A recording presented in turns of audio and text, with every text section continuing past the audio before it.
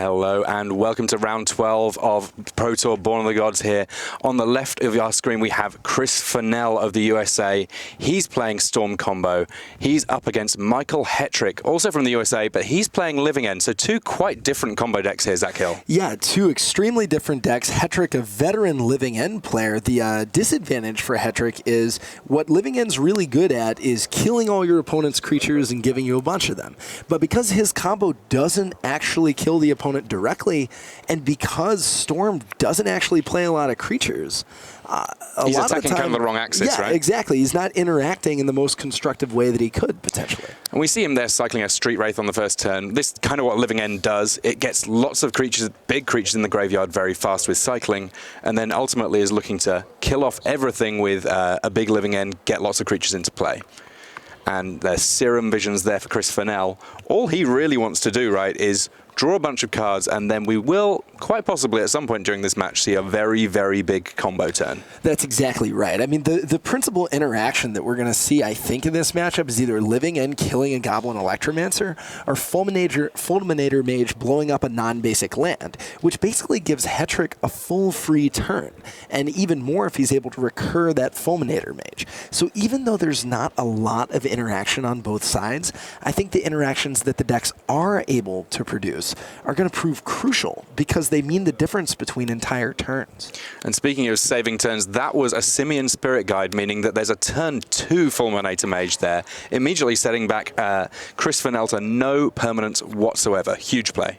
That's exactly right. I mean, we see a Lightning Bolt not necessarily likely to accomplish a lot. We see another Steam Vents in his hand. Fennell has got to be thinking, okay, what I want to do is get a basic land with that Steam Vents so I can start to get ahead, because if Hetrick has 2 Fulminator Mages, that might put Fennell way too far behind. Now that's kind of interesting. It looks like Hetrick there has cast a Simian Spirit Guide. That is a slightly unusual play. Normally the 2/2 removed from the game to add 1 red mana, but it looks like Hetrick's planning on getting a little bit of beatdown on before he goes for his main Living End plan.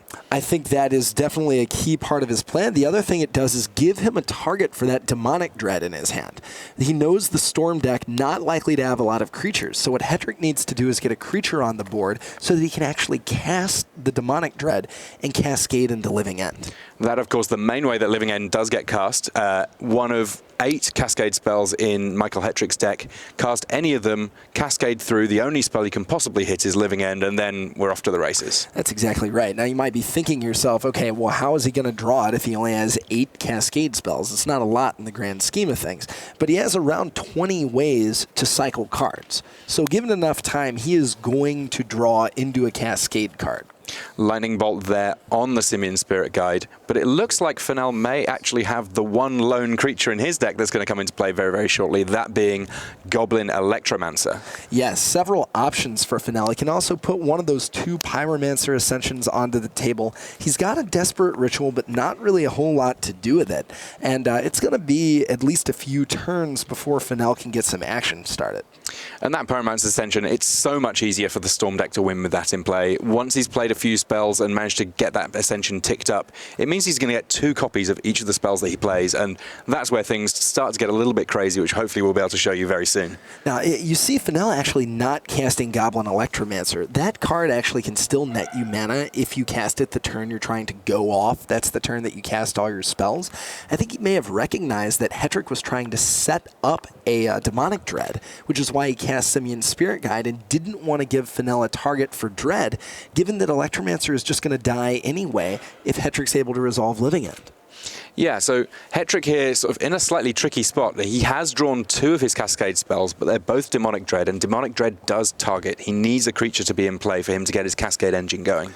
And he actually doesn't even have one of the creatures that he would normally want to cycle to get to something. One of the things about the Living End deck that's actually underrated is, even though a lot of the creatures that you're cycling you wouldn't ordinarily be played and constructed, once you get to 5 or 6 mana, you can still just cast them and start attacking. You know, Monstrous Carabin, it's still attacks for 4 points of damage, but Hetrick doesn't actually have anything that he can hardcast here to start putting a clock on Fennell. So a Serum Visions there, putting a counter on Pyromancer Ascension because there's already one of them in the graveyard. Also drawing him a card, letting him scry 2.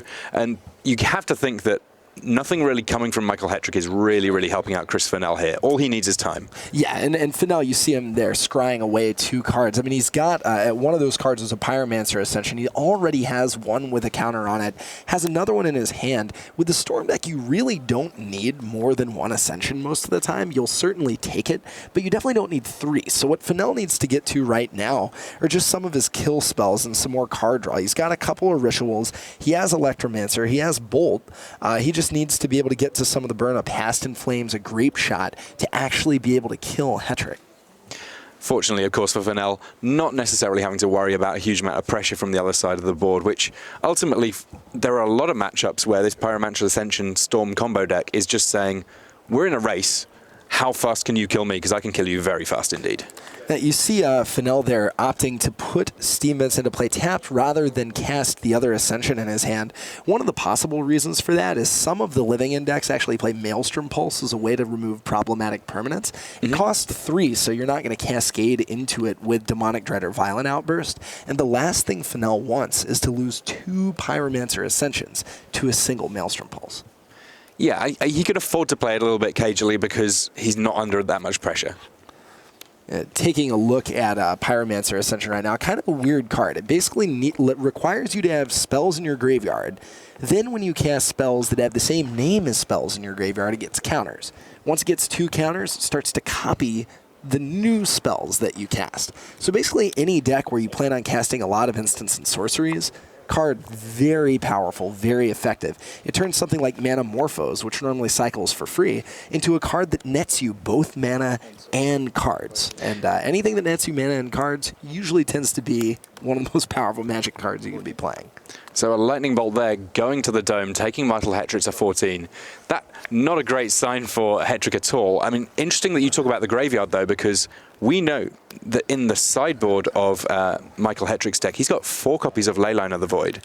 Now, normally that would be something to say, let's make sure you don't have any creatures in your graveyard so my living ends are good. But here, slightly different. Now, this might be a big turn for Fennell. He's got an active Pyromancer Ascension. He just cast Gitaxian Probe. That's going to draw him 2 cards for free. Fennell might be able to put something powerful together right now. And also, he can see that there's nothing going on for Hetrick whatsoever. Sounds like we've got a couple of results from other tables. So Raymond Tan, he's a game up with the Bogle deck over Alexandre Aurillac. But looking at this one here, any time now we could be in for a big turn from Chris Fennell. Yeah, we already see a pair of Desperate Rituals as well as a Past in Flames. Mana Morphos, the key card right now when you have an active Ascension. What Fennell's thinking about right now, I think, is how can he get another Ascension into play and maximize his ability to turn it on? He's going to be able to activate it with at least, or with one of the Desperate Rituals, I think. Oh, no, sorry, he doesn't have 2 of those. So he's going to be able to draw at least 2 cards off Mana Morphos. Depending on how high of a priority it is, he can cast Past in Flames, draw a lot more cards with Gitaxian Probe, and with Mana Morphos. The question is, does he want to allow himself access to more mana right now, or does he want to play a second Ascension and try to turn it on? Looks like he might be going for it here.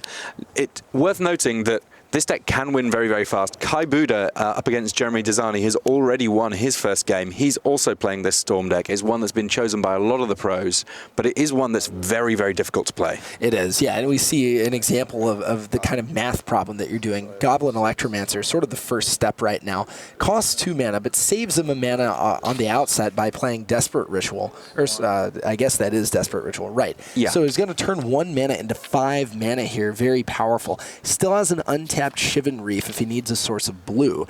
And by the time he casts an instant off that source, the Goblin Electromancer will have paid for itself. It's actually going to be 6 mana, isn't it? Because the... Sorry, 6 mana, that's yeah, right. the second copy he's not paying anything for. So from tapping 3 lands, 6 red in pool, 1 island still untapped, and he's got...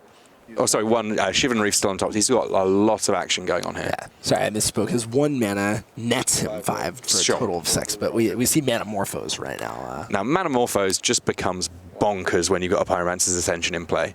All of a sudden, you're paying 2, or in this case, actually 1, gaining 4 mana of any color, and drawing 2 cards. And a lot of the time, it's actually what allows you to filter your extra red mana into blue. 2 red. Pyromancer Ascension. Storm. This is 3. Storm is 5.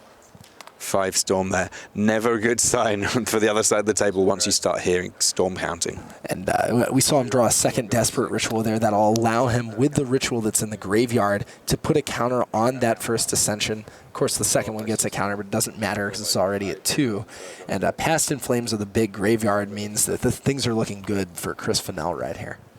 I mean, Chris Fennell doesn't actually have the kill yet, but he's got so much card drawing going on that it's likely to happen. And he's almost close without another Storm spell, just casting those 2 Lightning Bolts. Or actually, no, I think with 2 active Pyromancer Ascensions, the bolts in his graveyard are lethal. So he can cast any of the other cards that have another copy in the graveyard off Past in Flames.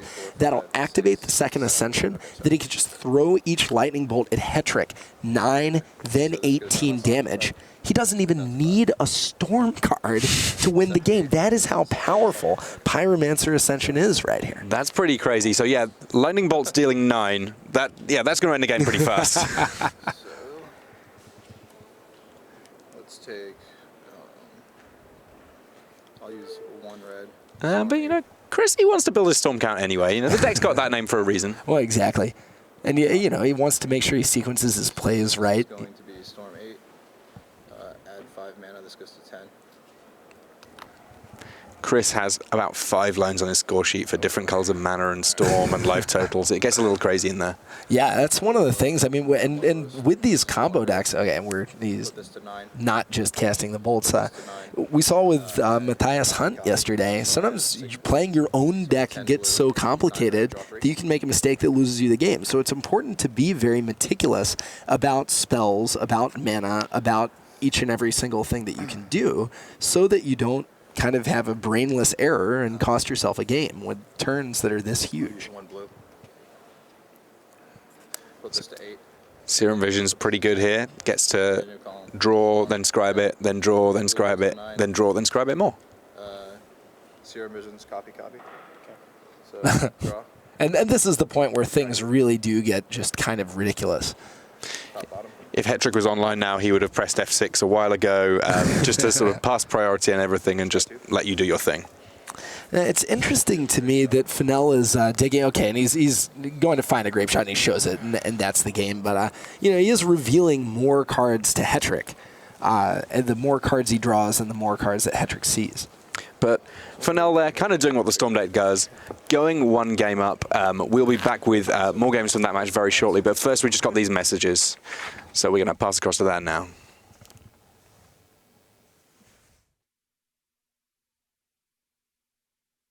Card House Games has all your Magic needs covered, from boosters and fat packs to a wide range of Magic accessories. Use the promo code PTVAL for 10% off your next purchase at cardhousegames.com. Head to your local game store on March 1st and 2nd for the Born of the Gods Game Day. Play in a fun standard tournament and take the next step on the hero's path by battling the Horde. Visit wizards.com/magicgameday for more information. We're back here in the feature match area now, and just while Chris Fennell and Michael Hetrick shuffle up for their next game, we're going to take a little looky-loo on the back table. This is the text feature match between Sean Mclaren on the left of our screen up against Li Shiqian from Hong Kong on the right of our screen. Now, both these players doing very well in the tournament, but we see that on the right-hand side, what's going on there, Zach? Yeah, well, we see a Master of Waves and at least one of its Horse Wave pals. We see a Snapcaster Mage stolen by Threads of Disloyalty. Threads, not normally a card that you want against Mclaren's blue-white-red control deck. You see Mclaren, 2 basic island, 1 plains, and then 2 effective mountains due to Blood Moon, not having any color trouble due to the Blood Moon, but needs to remove these threats in a hurry. And a Vapor Snag, a slightly better way of dealing with that Master of Waves for Li Shiqian than letting it get hit by Path to Exile. He doesn't really need the land. He'd much rather just recast that mythic rare there. Yeah, exactly. And this second Master of Waves is going to be a lot bigger than the first one. We see 4 blue mana symbols on Shiqian's side of the table, counting the Master of Waves itself. So Mclaren needs an answer in a hurry. That mana leak in his hand, not going to stop Shiqian Li with 4 untapped islands. Yeah, Mana Leak virtually a dead card at this point in the tournament. In this point in the game, at least, it's not really going to stop anything with the number of lands that Shiqian Li has at this point. But to be honest, what is going to stop this force? The Master of Waves has Pro Red. The Path to Exile is already gone. I think that we might find that Sean Mclaren is drawing a little bit thin here. Right, and that Lightning Helix, no good either. Lightning Bolt, no good. We need to either see a Snapcaster Mage for that Path to Exile or another Path to Exile itself for Mclaren to be able to deal with that Master of Waves. Now that said, Electrolyze on 2 of the tokens is going to buy Mclaren a lot more time. Yeah, I mean, the one thing we don't know, I suppose, at this point is exactly what the life totals are in this game, but one has to think just from looking at the board that it's well in favor of Shi Lan. Yeah, unless that Master of Waves came down something like last turn. Okay, so it sounds like Lee has sort of just stabilized at 5 life while Mclaren is currently at 11, but that 11... I mean, that's still one swing, right? Well, it is one swing, but if you look at Mclaren's hand, he actually was able to bait Cryptic Command on Electrolyze and is going to start throwing Burn right at Shi-Chan Lee's face. Lee, at 5, can only take 2 bolts. If that last card's not a Spell Snare, this might be game for Mclaren. And there we have it. Yeah, straight to the head. Who needs to worry about these masters? Well, and that's exactly right. Very smart play from Mclaren there, making Shi-Chan Lee prioritize his creatures on the Electrolyze, baiting that Cryptic Command so Mclaren could focus on what really matters, which in this case was Lee's life total. So it looks like we're going to get to see a little bit of Jeremy Dzani, winner of Pro Tour Theros, up against none other than Kai Buddha himself. Now, on the left-hand side of our screen, that's Dzani. He's playing red, white, blue control. He's got a Geist of Saint Traft in play.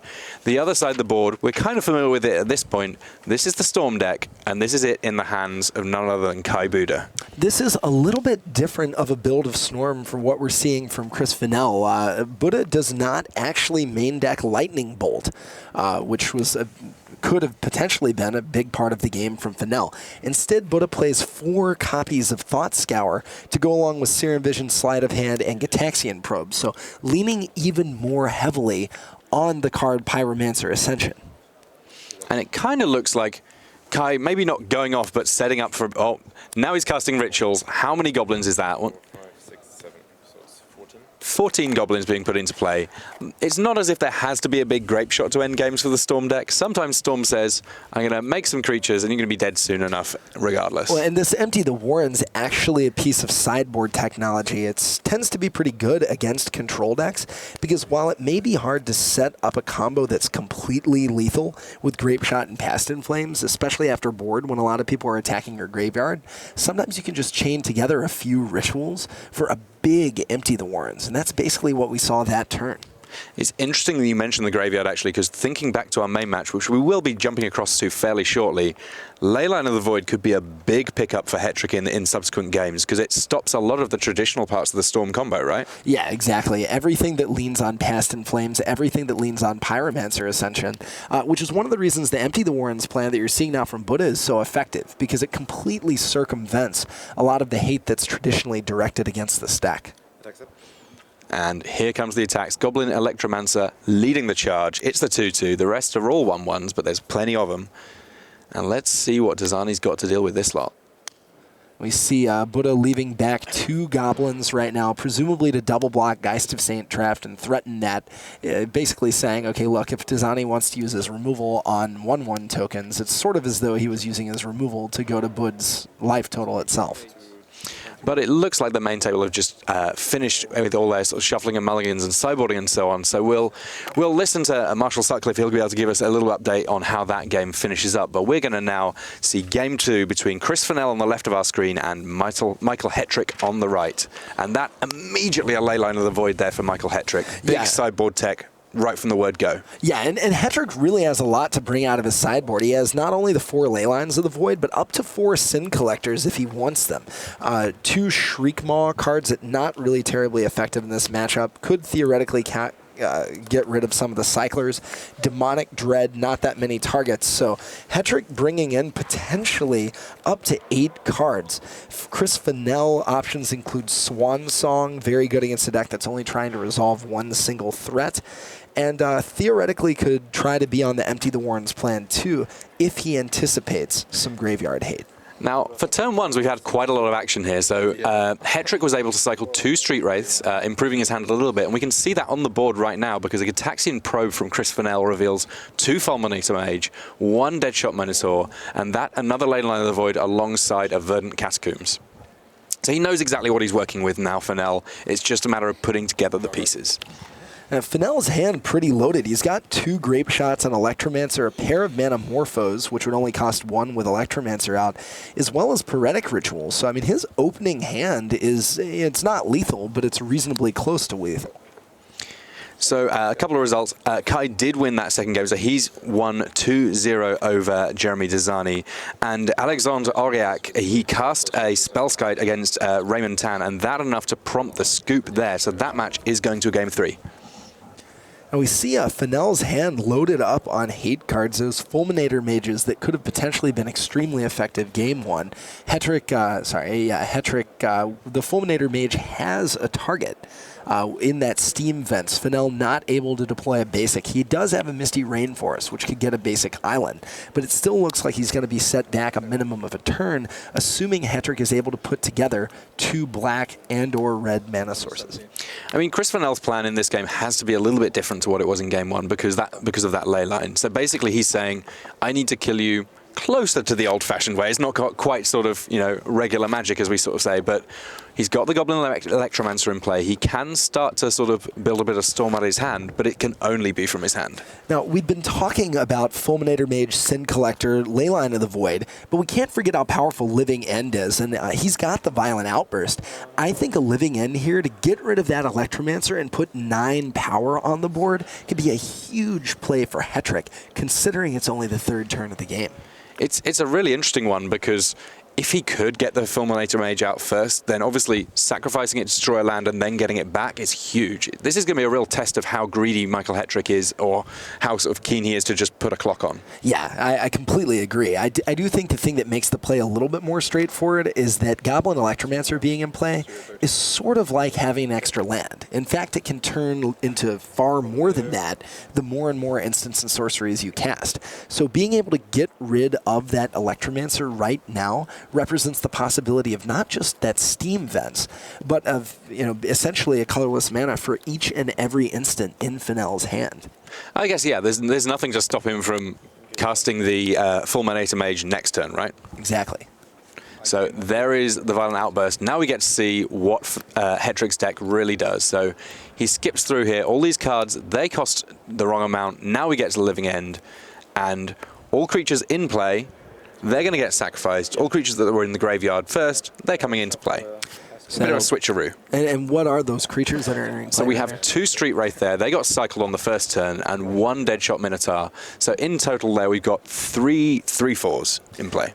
One of the interesting things, though, from Fennell's point of view, is that he actually could theoretically put something together this turn. We see 3 rituals, including a pair of Manamorphos that both draw an extra card, as well as 2 Grape Shots. So the ingredients are there for the kind of hand that could defeat Hetrick here. Look, Hetrick only at 13 life. That means a Grape Shot for 7 and a Grape Shot for 6 would be lethal at this point.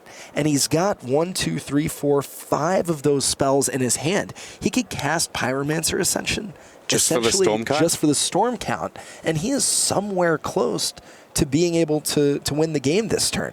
The issue is that Manamorphos doesn't generate mana. Paretic Ritual only gets him to 3, so in order to have an actually lethal Grape Shot right here, he needs to be able to draw into at least 1 spell that doesn't effectively cost him mana. So that would be another Ritual, another Manamorphos. A Gitaxian Probe even. A Gitaxian Probe, that's exactly right. So this is a big turn for Chris Fennell, giving it a little bit of thought. Chris Fennell, of course, mainly known as a limited master. He was brought onto the TCG player team as the great mind in limited. He has a much, much better win percentage in limited format, 65.7% win percentage there, just 56.8 in constructed. But those numbers perhaps going to be monkeyed around with a little bit of this Pro Tour because he's doing perfectly well in both. Yeah, the deck design credit to his Storm deck given to Andrew Shrout. An innovation in Fennell's deck, unlike the Team Star City deck, is actually 3 copies of Faithless Looting, in addition to the 2 main deck Lightning Bolts. So even though we've seen 2 Storm decks under the lights, they're actually quite different from one another. So he's going through all of his plays here. There's plenty to think about for Chris Fennell, and my gut says that he might be sort of just a whisker off being able to do everything that he wants to this turn. But this not the sort of matchup where you want to go with your gut. You want to do the math. You want to do the math. You want to think through all of the numbers. I mean, one of the things about a combo deck like this is you sit and ask yourself, do I need to win this turn? Theoretically, you could just play another land, pass, and get a look at another draw step. That said, we know that Hetrick has a Sin Collector and a pair of Fulminator Mages that at best makes Sang go value neutral and would put Fennell at 9 fewer life. That's half of his whole life total. So my opinion is you need to go for it this turn. You need to try to hit something live off those Manamorphos, because the game is only going to get worse and worse for you as it goes on. Sin Collector taking one of those grape shots puts the game out of reach. Fulminator Mage blowing up Steam Vents almost does too, but that's not what we're seeing Fennell do. And he didn't know about those Fulminator Mages. He had done the Gitaxian Probe, so he... Best case scenario for him, I guess, is that he sees one of those Fulminator Mages. Sin Collector, though, slightly worse again.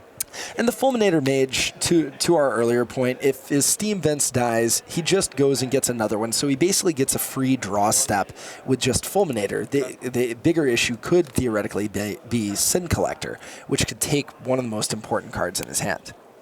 And Grove of the Burnwillows there, letting Fennell gain 1 life. That might be relevant because there's 9 power on the board and Chris Fennell now on 10.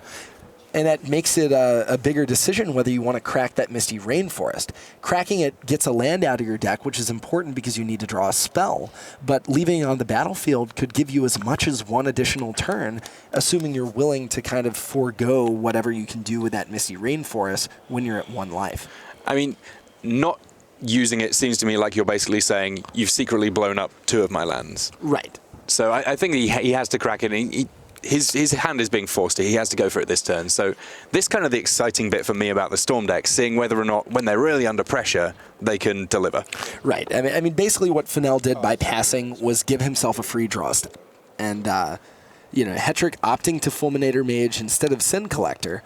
The other thing that could have happened, why passing the turn makes some sense, Hetrick could have just prioritized doing something else. You can never predict your opponent's actions perfectly. So Fennell bought himself an extra card, and this is a big draw step for Chris. So he did fetch the Steam Vents there, so he's got access to pretty much whatever mana he needs. The limiting factor is just going to be what's on top of his deck. Another Manamorphose. That a pretty reasonable draw there for Chris Fennell. Yeah, Manamorphose absolutely incredible there. We see last turn, of course, Hetrick didn't get the both the white and black he needed to Sin Collector, which is why he got Fulminator Maged, meaning that Fennell's hand, as it stands, I believe is currently lethal. Of course, Chris gonna count out just to make sure, but we see 5 total spells that he can cast. Spell 1, Pyrotic Ritual. 3 red. Sorry, what Fennell needs is 1 more mana. Use 3 red. Spell 2, Manamorphose. Make a blue and a red. So this is 2, 2, 1. Draw a card. Serum Vision's not quite what he needed, but he's still got 2 live Manamorphose to draw with. Yeah, the issue is something, the Serum Vision's costing mana means that he wouldn't be able to actually cast both those grape shots. He basically needs a land and a 0 mana spell to be able to go grape shot for the right amount. I mean, I guess that there's the backup plan of just saying, I can kill some of your guys. He doesn't want to do that, but if he needs to, that is an option to him, right? That is true. Yeah, he could use one of the grape shots if he's able to get the storm count to like 8 to kill 2 of those creatures. If he grape shots for 4, he can get rid of, say, the dead shot Minotaur, which buys him an extra turn. It means he has to use a lot of resources to do it, but if all he's cycling are Manamorphose, that he doesn't actually have to deplete his hand very much. So actually, Tim, that's a reasonable option for him, even though it's not necessarily a great option. might be what he has to do. Someone with not very many options. Alexandre Aurillac has mulliganed down to 4 up against Raymond Tan in their deciding game. Not the place that you want to be at this stage in the tournament. Nah, absolutely not. I mean, it's possible to win a game from 4, but certainly don't want to bet on it. So there we did see a Serum Visions. It drew him a land, and then a couple of very quick scries there. Fennell knows what he's looking for at this point. So Fennell has, what, 2 mana floating at this point? So he needs a ritual of some kind to be able to cast both of those grape shots this turn. Another Manamorphose. He's basically invested at this point, right? I think so, yeah. I mean, the Serum Visions into Manamorphose does make the single grape shot plan far more viable right now because it allows him to grape shot and still keep a handful of cards.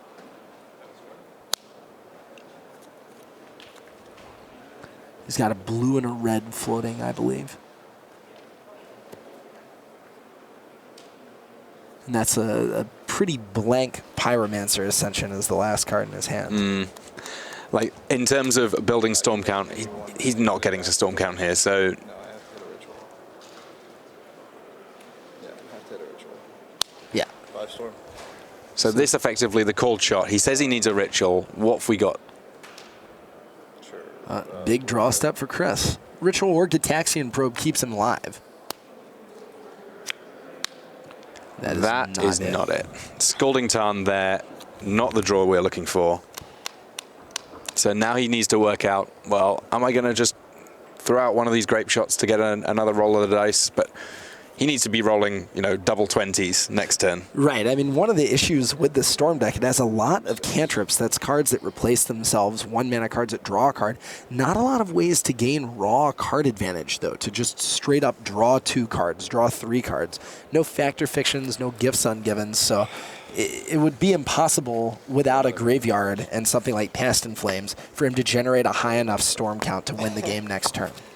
So big smiles there from Michael Hetrick. He managed to find a way to square up that match, and it sounds like Alexandre Aurillac's situation not really getting any better. He finally kept on a mull to 3. I honestly don't think I've ever won a game of Magic where I've mulled quite that low. I can't say that I have either, except with Vintage Dredge, where all I've been trying to do is find a Bazaar of Baghdad.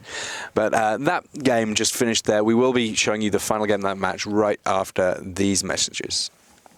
Oh, sorry, my apologies. We're moving just for a little quick looky-loo at Li Shichen against Sean Mclaren. Li Shichen on the right of our screen there. It looks like he's got a Batterskull in play, and there's a Timely Reinforcements making 3 soldier tokens on the other side of the board there for Sean Mclaren. Yeah, not necessarily intuitive that you'd bring in Timely Reinforcements in this matchup, unless that's just a feature of McLaren's main deck. We see 1 copy of Timely Reinforcements in McLaren's sideboard, so that must have come in here thinking, I guess, how well it pairs up against the actual card Master of Waves, as well as any attempt to win the game through Snapcaster Mage. So an interesting choice there for McLaren.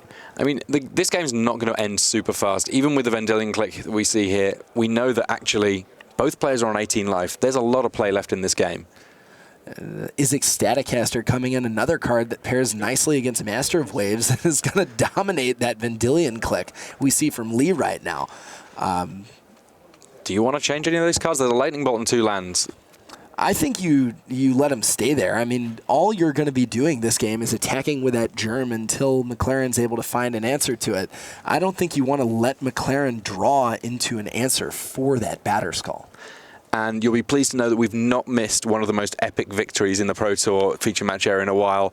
Alexandre Aurillac on a mull to 3 did not defeat Raymond Tan. Raymond Tan winning that match 2-1. So this match and the match that we have on camera, our main match between Chris Fennell and Michael Hetrick, those are the last 2 that are still running. We will be back to the Michael Hetrick, Chris Fennell match just as soon as they've finished. Little tweaks to the sideboard maybe, bit of shuffling. Got to make sure you get a reasonable draw. But in the meantime, it's 1 germ against a whole bunch of soldiers. Germs versus soldiers. That's the new dual deck coming out of Wizards, I think. And, you know, to be honest, these germs look pretty deadly.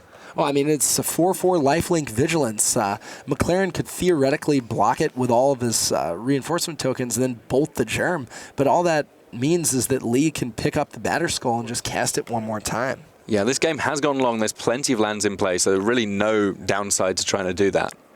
Now we see a Master of Waves a little bit more awkward with Izzet Staticaster and 3/1/1 tokens out, but a big Vedalken Shackles means that suddenly that Staticaster is going to be working for the enemy. Those poor soldiers. And look, Master of Waves does have an extra blue mana symbol or two going on now, so lots of tokens there. Not quite that many water horses. Getting ready with them, which is a fair enough gesture. Now, what Mclaren might be doing here is thinking about whether he wants to bolt that Staticaster in response to the Master of Waves. That would mean that Master only generates 1 token, which with 3 copies of soldier tokens out there from Timely Reinforcements, that Master not the most effective. Oh, sorry. Spreading Seas is the variable that I was not thinking about. Seeing those back there in the lands means he's making a lot more tokens than I anticipated. Just a little bit of extra upside there to the Spreading Seas. It is a permanent that stays around and means that, a little bit of extra devotion lurking in the land base of Sean Mclaren. And that Vedalken Shackle is still pretty powerful now, even though the Staticaster won't get to untap, threatening the Celestial Colonnade that doesn't have a Spreading Seas on it, meaning that the Batterskull race will get even more in Xichan Li's favor. Pretty commanding lead right now for Li. Mclaren needs to put something together fast. Absolutely. We see an Electrolyze here. That going to deal with a couple of elementals. Can't, of course, deal with the Master itself. That's got pro-red. But that germ, it's persistent. Yeah, it is. I mean, you can imagine picking up Batterskull and trying to equip Master or something, but I think right now it's going to be all about the germ. I mean, I don't hate right here just taking one of the soldier tokens to make it easier to end the game before Mclaren can put an offense together. Yeah, I mean, you got to be doing something with that Shackles, given the amount of mana you have. There's really not a huge amount of downside to that. Yeah, we're saying we probably could have predicted the chump block. That 4 points of life, very relevant for Li. A lot of the time, the blue-white-red deck wins through a combination of burn spells and Snapcaster mages. So each one of these increments of damage just represents more and more time for Li. And Batterskull, just an incredible card in this situation. Not a lot of artifact removal, if any, from the blue-white-red deck. I think we see 1 total copy of Wear and Tear and a Stony Silence that probably didn't get brought in this matchup. And that's a Jarny Vengeant that's come onto the board there. That a big pickup for Sean Mclaren here. Not something we see a huge amount of in Modern there. Yeah, I mean, a Johnny is good in the blue-white-red deck, helps pad the life total, can deal with some problematic bigger permanents.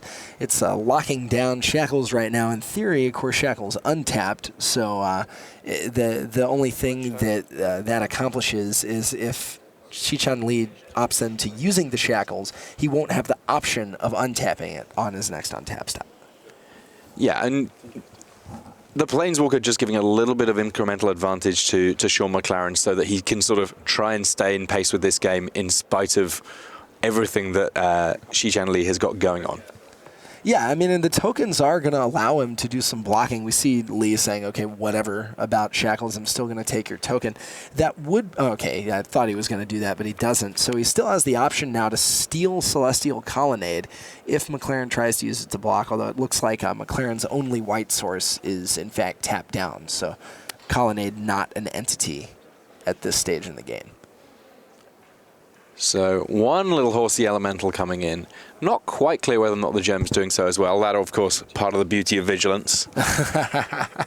Well, given that Li placed it right over a Johnny, I think he's saying, all right, we're attacking someone here. And there's a Hallowed Fountain. So now there is a white source. The Celestial Colonnade does become active. But quite a lot of islands available to Xichan Li here. He is able to use that Vedalken Shackles, grab hold of that land, forcing a soldier to jump in the way. These soldiers, they're getting really quite sick. Yeah, that Timely Reinforcements bought some life and some time, but ultimately didn't really advance Mclaren's board state into anything resembling an offense. He needed to draw a card other than Sulphur Falls there, that is for sure. Yeah, I mean, the life total for Xiqianli, we've seen him attacking with that germ token a number of times. Almost certainly not a big issue, whereas on the other side of the board, we have to think that the death knell's coming. It looks like Hetrick and Fennell are just about ready to start their game. So we're going to jump back across to that. We will get updates on the other game from our voice on the floor, Marshall Sutcliffe, but we're ready now for game 3 of, on the left of our screen, Chris Fennell playing Storm. On the right, there's Michael Hetrick, and again, he has a Leyline of the Void. Yeah, it's unbelievable how powerful that Leyline was in game 1. I mean, that Pyromancer Ascension that was sitting in Fennell's hand, utterly blank, even though he had multiple copies of the same spell. And I think that if Hetrick could open up with Leyline every single game against Storm, he would. What I'm wondering is if after seeing that game 2, Fennell brought in the Empty the Warrens plan, which could help mitigate Leyline, at least to some extent. Now, one kind of interesting thing that's here, it looks like Hetrick has mulliganed. He's only got 1 land in his mulligan hand. He pretty much kept it on the strength of that Leyline of the Void. And 1 land hands for this deck, not necessarily as much of a problem as for many decks because of all that cycling. Yeah, and we see in his hand right now Deadshot, Minotaur, and Monstrous Carabid, both of which he can cycle with Overgrown Tomb, but he still does need to get some more lands, or that Sin Collector is going to be stranded in his hand. And just so you know, Xiqianli, he did win that game, so that one is going to be going to a game 3 on the back table there against Sean Mclaren. In the meantime, though, it looks like that Serum Vision Scry just finishing for Chris Fennell, and lands straight off the top, like a pro there for Michael Hetrick. If Fennell did bring in the Empty the Warrens plan, this is exactly the kind of hand you want to have for it. 3 rituals and a free spell means that if he can find an Empty, that is going to be a lot of goblins. And more Serum Visions here. This is the setup phase for the Storm deck. In many respects, both of these decks tend to have one massive explosive turn after a couple of turns of doing sneaky things to draw cards. Yeah.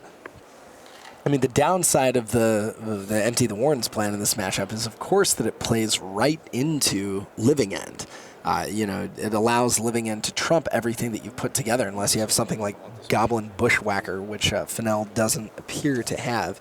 On the other hand, it's probably your best shot of winning through a card like Leyline of the Void. So I think you have to decide, okay, am I going to configure my main deck to be optimized against my opponent's primary strategy, or optimized against my opponent's sideboard cards?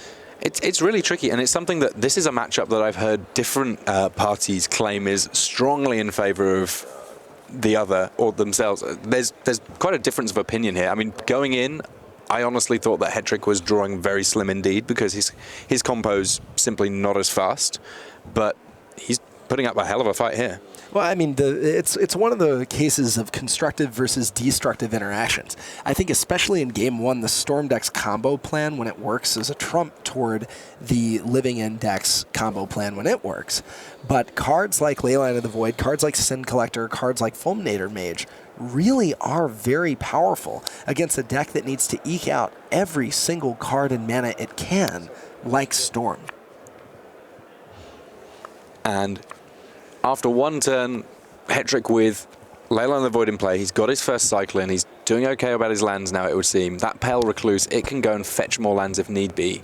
And a Kessig Wolf Run there from Michael Hetrick. That kind of an interesting inclusion in the Living End deck, because it means that even if he's only got 1 or 2 creatures, they can potentially attack for just a ton. Yeah, and where that comes up a lot of the times is in attrition fights against control decks where you're not going to be able to resolve a Living End. You need to stick one of these creatures like an Architects of Will or like a Deadshot Minotaur, and you need to make that creature hit as hard as possible. So Wolf Run, very valuable in circumstances like that. And actually, something we saw a little bit yesterday is in some matches, people bringing in Rest in Peace against the Living End deck. But that kind of letting the Living End deck play a slightly different game, where all of a sudden, all of its Living Ends are Wrath of Gods. Right. Yeah, and again, your plan is just to win with big fatties, big limited 6th picks. But, I mean, and it sounds ridiculous, but it comes up because, I mean, you're playing them primarily as split cards that just cycle and get a creature into the yard or as ways to find lands. But sometimes the game goes to turn 5, 6, 7, or 8, in which case, even though the rate on those creatures isn't great, 6 or 5 mana for a 4/4, 4 mana for a 3/3, the bodies themselves are actually pretty large, especially for Modern. A slightly tricky-looking sleight of hand there for Chris Fennell. He had to choose between a Goblin Electromancer and a Lightning Bolt. Ultimately went with the Electromancer, giving him his second in hand now. The second one, really not as good as the first one, but I guess you really want one. Yeah, and I mean, having a clock right now is not the worst thing in the world. What I would actually like to do, I mean, and again, I don't know if Fennell is on the Empty the Warrens plan or not. I like the idea of playing an early Electromancer to bait a smaller living end from Hetrick, sort of like we saw in the second game. A living end for 2 or maybe even 3 creatures just to take you off Electromancer, which then allows you to go back over the top with a huge Empty the Warrens into that ley line. You have to expect your opponent with only 8 copies of living end or virtual living end not to be able to have 2 in consecutive turns. Fennell, though, quite happy to sit back. He's not cracking any of his fetch lands yet. Just wants to naturally draw his cards, see how he gets on with that. In the meantime, Hetrick doing everything he can to draw lands as he needs and using his Pale Recluse here to search out a forest or a plains. But in this case, that could be any number of different lands. He's gone with a Godless Shrine there. And Godless Shrine, I believe, gives him the white source he needs to cast Sin Collector should he draw it. Fennell not cracking those lands again. He has a handful of spells, including a Past in Flames. It doesn't really accomplish anything right now. Electing not to cast Electromancer, probably for the same reasons as before with Demonic Dread. Just wanting to play lands out and get into a position where he can put something together. I mean, a hand pretty devoid of action, though, from Fennell's side, barring a Storm card. Well, it looks like that Sin Collector, I mean, it was in his hand already, so he was playing for it when he was fetching that Godless Shrine, and he now gets a choice of, do you want this ritual, that ritual, another one of that ritual, or this thing that doesn't really do anything? Yeah, I mean, I think you either take a ritual here and try to mitigate the power of an Empty the Warrens, although Electromancer plus a couple of Storm Spells still gets you there. Or you take Past in Flames, saying that I assume you have to have an answer to my ley line, and if you blow it up, okay, well, at least you don't have the Past in Flames to straight up kill me. I mean, even if he blows up the ley line, everything that's gone in there already not going to do a whole lot. So he did take the ritual there. Yeah. And, of course, now Hetrick has not a big clock, but he has a clock on the board. Yeah, and that's important. I mean, sometimes what you need to do is just make sure your opponent's under some kind of pressure. If nothing else, to make them commit to just doing something before they're ready. Having even a 2/1 on the board means that Gataxian Probe is more costly to pay 2 life for. Putting Steam Vents into play untapped is more costly than it otherwise might be. So even though a 2/1 is not a big threat and it's not going to end the game quick, it puts the onus on Fennell to start doing something. And that might be what we see this turn with those Goblin Electromancers. Yeah, I mean, a Goblin Electromancer, even if it just says, well, you know what, Sin Collector, you can't profitably attack. It's something. It's not great, but if you've got 2 of them in hand and you know you just need to make things happen, then it might just be the thing that needs to happen. Well, the other reason that you would play an Electromancer right here is that your opponent now has a 2/1, so you can't stop Demonic Dread either way. You don't have a removal spell for Sin Collector, so the drawback of activating one of your opponent's living ends or virtual living ends goes away. So I like putting out an Electromancer here.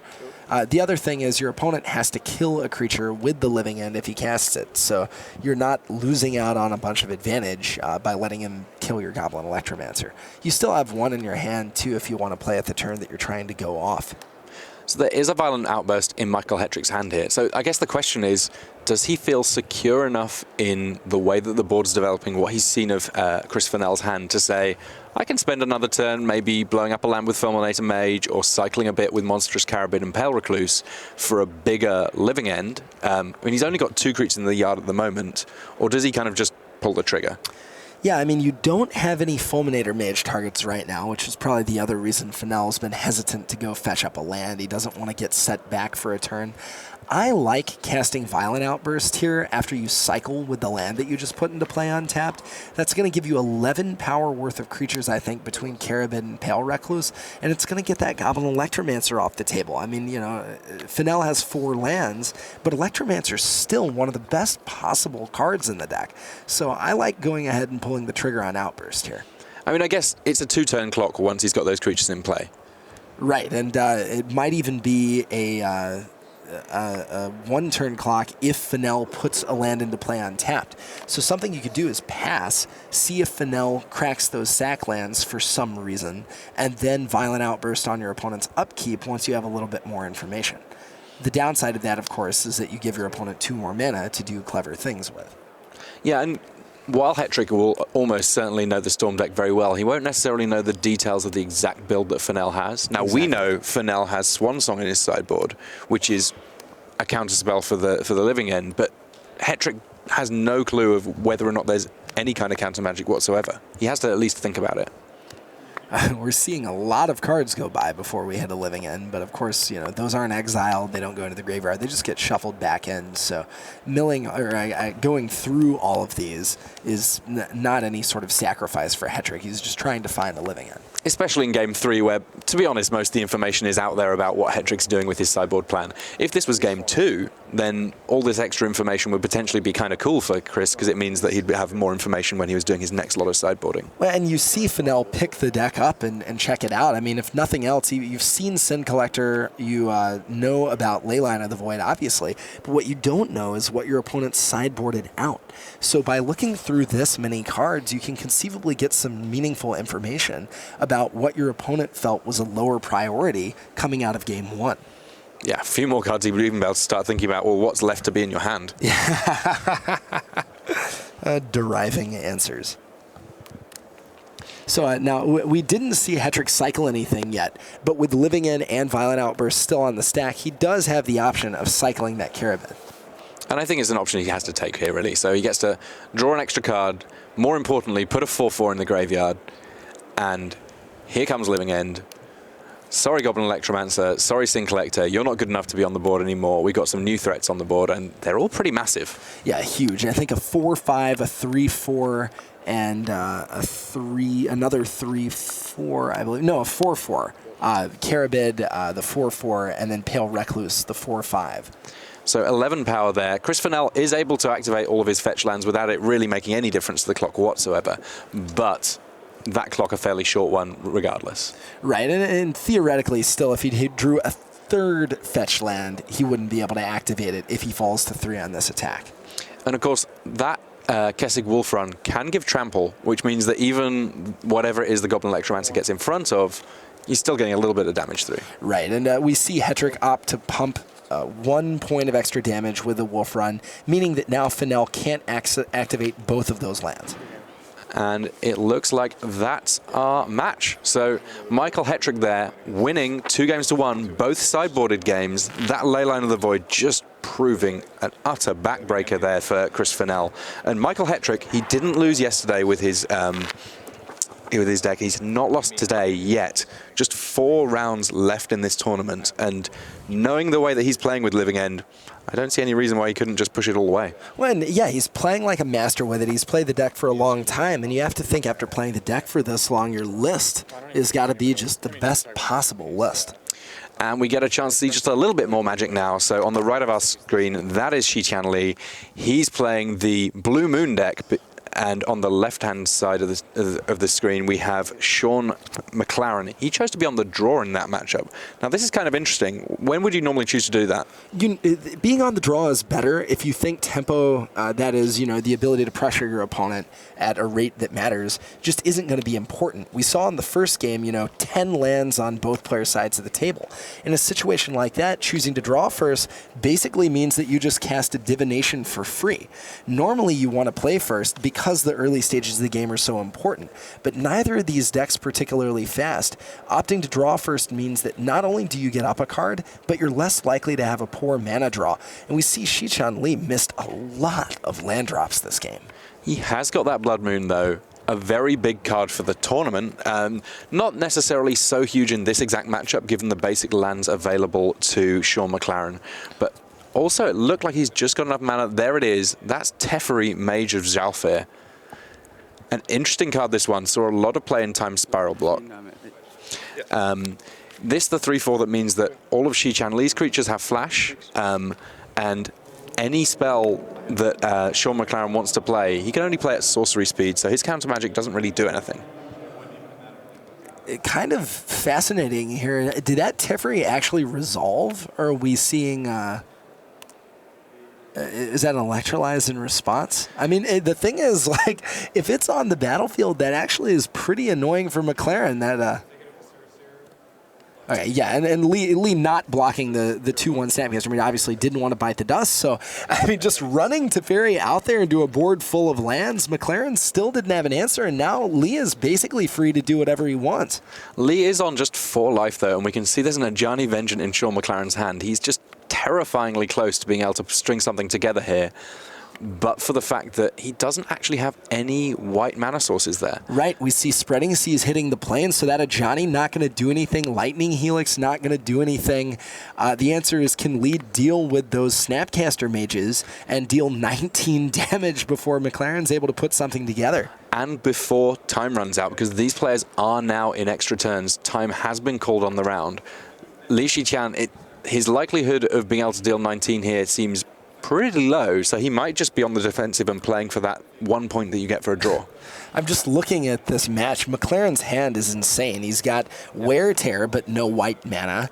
Ajani, but no white mana. Plains, but no white mana.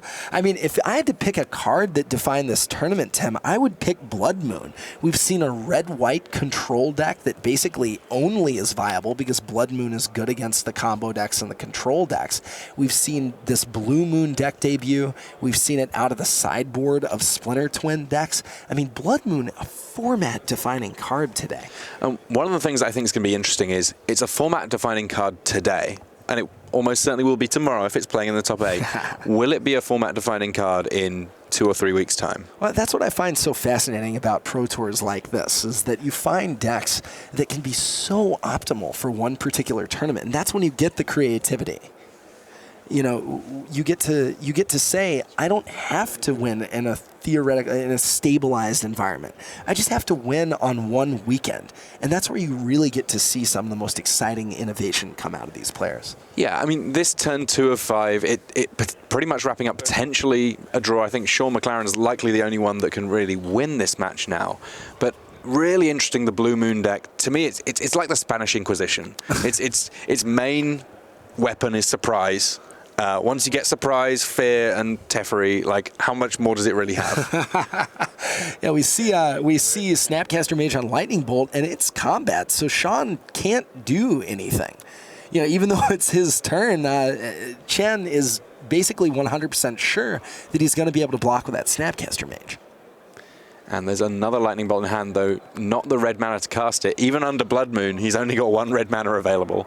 But well, I think he has a lot more red mana because those non-basics are mountains. No, I'm talking about Li Shiqian. Oh, Chen, yeah, right. Yeah, only a single mountain, so he can't cast... sorry, I now understand what you're saying. Yeah, that other Lightning Bolt in his hand totally stranded right here.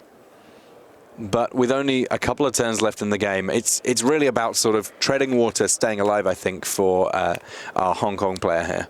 Well, now, we saw Chan actually, I think, take that damage for the Snapcaster Mage. Is he looking to try and win right now? I mean, he's not playing for the draw. He's got a grip full of Remands and counter spells. He might be able to, he might be thinking, look, I can figure out how to deal 16. There's a Remand to deal with the flashback electrolyze. Remand on flashback spells particularly exciting because it basically says counter target spell, draw a card. Exactly, and what we saw there, I mean, Mclaren had the spell snare, but that Teferi means that Mclaren cannot win a counter war no matter what happens. This very, very close here. Doesn't need to use the fetch land to find red mana because it just taps for red mana because of Blood Moon. Which is great when you're at 2 life points. Draws a spell snare with his own Spreading Seas. Doesn't want to give any more blue mana to Sean McLaren, so just plays it on his own island. Yeah, and we see Chen basically just digging right now, seeing if there's a way that he can win this game as opposed to have to resign himself to a draw. He could fall to 2, but he has a lot of counter magic in his hand. He can keep Teferi back if he needs to.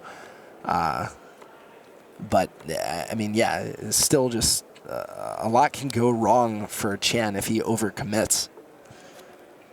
This turn 4 of 5. So this is the last chance that Sean McLaren has to win in the red zone. And given that Teferi's in play, his last turn to play spells.